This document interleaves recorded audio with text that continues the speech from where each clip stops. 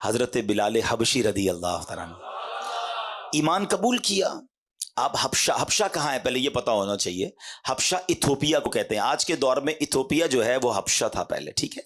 अब हबशा, अच्छा ये भी शायद बहुत सारों को नहीं पता कि मक्का पाक के बाद सबसे पहले जहां इस्लाम पहुंचा ना वो हबशा है।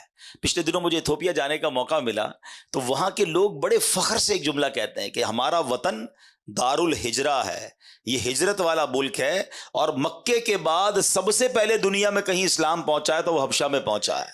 हमारे वतन से हजरत बिलाल हबशी थे। हमारा वो वतन है जहां उस्मान गनी रदी अल्लाह तआला तो हिजरत करके तशरीफ लाए थे, और वो अजीम नजाशी बादशाह जिन्होंने ये वाकया पढ़ा होगा वो भी वहां पर हबशा में थे। तो बहरहाल अब वो हजरत बिलाल मक्के नबी पाक की गुलामी इख्तियार की, कलमा पढ़ लिया। अब आप चूंकि गुलाम थे, उस जमाने में गुलाम आका के कब्जे में हुआ करता था। उनका आका था उमैया। अच्छा, उमैया बड़ा जालिम शख्स था। वो हजरत बिलाल हबशी को बहुत मारता था कि अल्लाह का इनकार कर दो, इस्लाम का इनकार कर दो। हजरत बिलाल हबशी जो है वो मना करते थे कि मैं रब का इनकार नहीं कर सकता। वो बहुत मारता।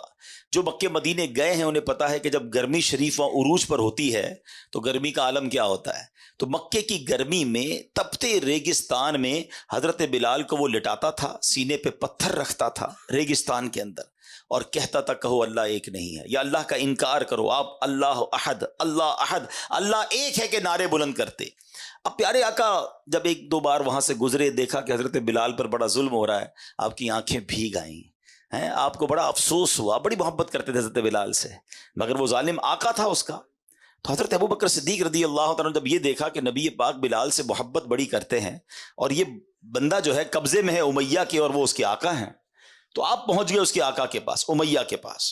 जाकर कहा, ए उमैया, इस हबशी गुलाम को मुझे दे दो, कितने में दोगे? तो अब मैं आपको मिसाल के जरिए समझाता हूं हमारे आजकल के दौर से। मिसाल के तौर पे उस जमाने में मार्केट रेट 5,000 रुपए था। उस जमाने की करेंसी दिरहम और दीनार थी। मैं समझाने के लिए कह रहा हूं, 5,000 रेट था। उसने कहा मैं 10,000 में दूंगा। आपने कहा मुझे डील मंजूर है, मुझे 10,000 में दे दो। कहता नहीं, अब 15,000 में दूंगा। कब? मुझे 15,000 में मंजूर है। कहा 20,000 में दूंगा। मिसाल दे रहा हूं मैं। आपने कहा मुझे 20,000 में मंजूर है। वो पैसे बढ़ाता गया। हज़रत अबू बकर सिद्दीक ओके करते गए। आखिरकार एक अमाउंट तय हो गई। उमैया ने पैसे लिए, हजरत बिलाल हजरत अबू बकर के हवाले किए। फिर उमैया पता है क्या कहता है? ए अबू बकर, तुम्हारे तो कारोबार के बड़े चर्चे हैं, तुम्हारी अकल के बड़े चर्चे हैं, मैंने सुना है तुम बड़ी अच्छी डील करते हो, बड़े अच्छे कारोबारी आदमी हो। ये हबशी गुलाम को इतना महंगा खरीद लिया, तुम्हें कारोबार नहीं आता? ये कैसी डील की है? हाय हाय हाय। हजरत अबू बकर सिद्दीक ने जो तारीखी जुमला इरशाद फरमाया ना, आप फरमाते उमैया तुम्हें क्या मालूम बिलाल की कीमत क्या है, तुम इससे ज्यादा मांगते, मैं इससे ज्यादा तुम्हें देता। खुशी खुशी हजरत बिलाल को लिया, नबी पाक की बारगाह में हाजिर हुए, कहा हुजूर बिलाल हाजिर है। अल्लाह अकबर। नबी पाक की खुशी दीदनी थी। आकाए दो जहां सल्लल्लाहु अलैहि वसल्लम ने क्या खूबसूरत जुमले इरशाद फरमाए। आप फरमाते ए अबू बकर, बिलाल को आजाद करने में जो रकम खर्च की है उसमें मेरे भी पैसे शामिल कर लो। अल्लाह अकबर। हजरत अबू बकर सिद्दीक की आंखों में आंसू आते हैं। कहते हुजूर मेरा जो कुछ है सभी तो आपका है, मैंने अगर माल खर्च भी किया है तो हुजूर वो भी आप ही का है। अल्लाह अकबर, सुभान अल्लाह। तो ये है सिद्दीक अकबर। कैसी डील की है, कैसा सौदा किया है। जमाना समझ रहा है महंगी डील है, मगर सिद्दीक अकबर ने नबी पाक के दिल को राजी कर लिया है। हजरत बिलाल हबशी को आजाद करवाने का जो सहरा था, अल्लाह अकबर, वो हजरत सिद्दीक अकबर के पास है।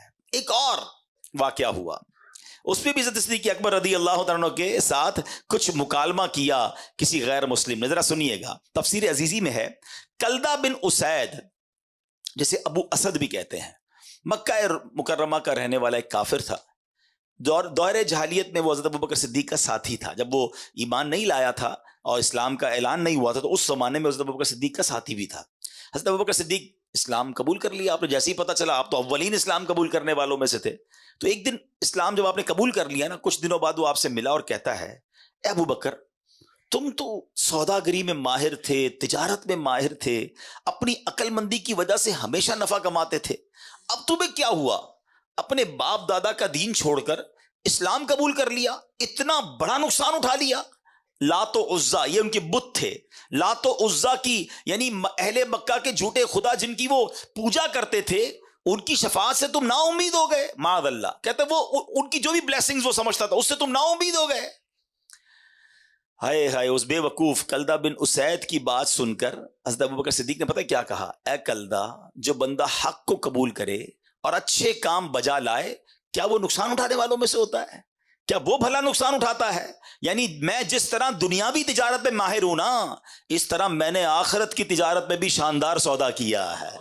मैंने उसमें भी अकलमंदी दिखाई है। मैंने हक बात को कबूल किया है। घाटे में मैं नहीं, घाटे में तुम हो। मैंने तो बड़े नफे वाला सौदा किया है। अब सिद्दीक अकबर उसे समझा रहे हैं। अब जरा सिद्दीक अकबर का मर्तबा समझिएगा। आज आपको शायद पहली बार पता चलेगा कि बच्चे बच्चे को कुरान पाक की जो सूरत याद है, उस सूरत के नाजिल होने का शान नुज़ूल क्या था। सिद्दीक अकबर उसे बता रहे हैं, घाटा तुमने किया है, मैंने नहीं। सौदा मैंने खरा किया है, नुकसान में तुम हो। अरे ये दो बंदों की बात है। मगर शान सिद्दीक अकबर देखें कि हजरत सिद्दीक अकबर रदी अल्लाह तआला के इस मुबारक जवाब की ताईद में रब ने कुरान की आयत नहीं, कुरान की पूरी सूरत नाजिल फरमा दी। और वो सूरत कौन सी है? कुरान पाक की सूरह अस्र।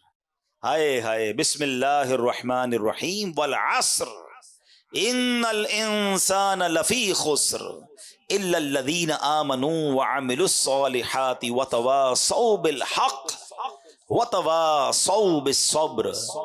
ज़माने की कसम, बेशक आदमी जरूर खसारे में है, मगर जो ईमान लाए और उन्होंने अच्छे काम किए और एक दूसरे को हक की ताकीद की और एक दूसरे को सब्र की वसीयत की। मेरे प्यारे इस्लामी भाइयों, हजरत सिद्दीक अकबर रदी अल्लाह तआला के मुबारक जवाब की ताईद में जो कुरान की सूरत नाजिल हो रही है, उसमें हमें क्या सीखने को मिल रहा है? इंसान सारे के सारे नुकसान में है, सारे खसारे में हैं। सिर्फ नुकसान से बचता वो है जिसमें तीन क्वालिटीज हों, तीन सिफात हों। अब मैंने और आपने चेक करना है, मैं नुकसान वाली साइड पे हूं या इन तीन चीजों के अमल करने वाला हूं और नुकसान से बचने वाला हूं। वो तीन चीजें क्या हैं? नंबर एक, साहिब ईमान हो, मोमिन हो। और जो मोमिन नहीं, वो तो जानवरों से भी बदतर है। उसने तो दुनिया में आने का मकसद ही गवा दिया, फिर वो नुकसान से कैसे बच सकता है? हम अल्लाह का शुक्र अदा करते हैं कि पहले वस्फ, पहली क्वालिटी हमें हासिल है कि अल्हम्दुलिल्लाह हम ईमान वाले हैं। हम अल्लाह से दुआ करते हैं, मौला हमारे ईमान को सलामत रखना। अब सेकंड कैटेगरी क्या फरमाई? फरमाया नेक अमल करता हो, कि जो नेकियां नहीं करता, गुनाह कमाता है, वो भी सख्त नुकसान में है। गुनाह तो एक आग है जो इंसान की जिंदगी को जलाकर राख कर देता है। इमाम हसन बसरी फरमाते हैं, ए इब्ने आदम, तेरी हलाकत हो, क्या तू अल्लाह पाक से मुकाबला करना चाहता है? हाँ हाँ, जिसने अल्लाह पाक की नाफरमानी की, गोया उसने अल्लाह पाक से जंग की। तो पता चला ईमान वाला हो, नेक आमाल करने वाला हो। अब ये चेक करना है मुझे और आपको, हम नेकियां करने वाले हैं या गुनाह करने वाले हैं। तीसरे नंबर पर फरमाया हक बात की और सब्र की वसीयत करने वाला हो, जो खुद भले नेक बन जाए मगर दूसरों को नेकी की दावत ना देता हो, दूसरों को बुराई से मना ना करता हो, वो भी नुकसान में है। ऐन मुमकिन है कि जब गुनाहगार अजाब में गिरफ्तार हो तो ये भी पकड़ में आ जाए।